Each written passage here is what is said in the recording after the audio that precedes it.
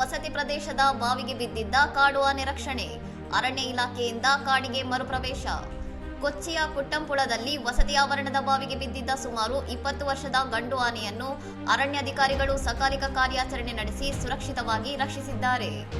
ಆನೆಯ ಸೊಂಡಿಲಿಗೆ ಗಾಯವಿದ್ದರೂ ಅದು ಹಳೆಯದಾಗಿದ್ದು ಯಾವುದೇ ಸೋಂಕು ಇಲ್ಲ ಎಂದು ಪಶುವೈದ್ಯರು ಖಚಿತಪಡಿಸಿದ ನಂತರ ಅದನ್ನು ಅರಣ್ಯ ಇಲಾಖೆಯು ಸುರಕ್ಷಿತವಾಗಿ ಕಾಡಿಗೆ ಬಿಟ್ಟಿದೆ. ಆನೆಯನ್ನು ಶಿಬಿರಕ್ಕೆ ಸ್ಥಳಾಂತರಿಸಬೇಕೆಂದು ಸ್ಥಳೀಯರು ಪ್ರತಿಭಟನೆ ನಡೆಸಿದರೂ ಅರಣ್ಯಾಧಿಕಾರಿಗಳು ಸನ್ನಿವೇಶವನ್ನು ನಿಭಾಯಿಸಿ ಹೆಚ್ಚಿನ ಚಿಕಿತ್ಸೆಯ ಅಗತ್ಯವಿಲ್ಲವೆಂದು ಸ್ಪಷ್ಟಪಡಿಸಿದ್ದಾರೆ.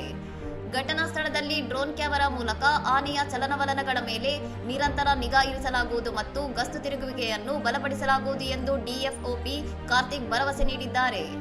ಆನೆ ಬಿದ್ದಿದ್ದ ಬಾವಿಯ ಮಾಲೀಕರಿಗೆ ಪರಿಹಾರ ನೀಡಲಾಗುವುದು ಎಂದು ಅಧಿಕಾರಿಗಳು ತಿಳಿಸಿದ್ದು, ಬಾವಿ ನಾಶದಿಂದ ಸಂಭವಿಸಿದ ನಷ್ಟವನ್ನು ಭರಿಸುವುದಾಗಿ ಭರವಸೆ ನೀಡಿದ್ದಾರೆ. ಕಾಡಿನಿಂದ ಆನೆಗಳು ಮಾನವ ವಾಸ ಸ್ಥಳಕ್ಕೆ ಪ್ರವೇಶಿಸುವುದನ್ನು ತಡೆಯಲು ಅರಣ್ಯ ಗಡಿಯಲ್ಲಿ 1 ವಾರದೊಳಗೆ ನೇತಾಡುವ ಬೇಲಿ ಅಳವಡಿಸಲಾಗುವುದು ಎಂದು ಪಂಚಾಯತ್ ತಿಳಿಸಿದೆ. ಇನ್ನಷ್ಟು ಸುದ್ದಿಗಳಿಗಾಗಿ ನೋಡ್ತಾ ಇರಿ ಸೌರಂ ಟಿವಿ.